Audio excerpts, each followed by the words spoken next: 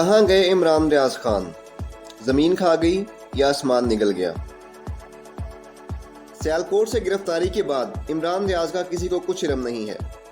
عمران ریاض جو حالیہ دنوں میں یوٹیوب اور سوشل میڈیا پر کافی ایکٹیو نظر آئے، انہیں سیالکوٹ ایئرپورٹ سے باہر جاتے ہوئے حراست میں لیا گیا۔ بازیابی کی درخواست کی سماعت کے دوران chief justice Lahore high court Muhammad Amir Bhatti کی عدالت میں آئی جی پنجاب نے بتایا کہ ڈی سی نے عمران ریاض کی نظر بندی کے احکامات واپس لے لیے تھے اور عمران ریاض کو سیالکوٹ جیل سے رہا کر دیا گیا تھا۔ اب عمران ریاض پولیس کی حراست میں نہیں ہے۔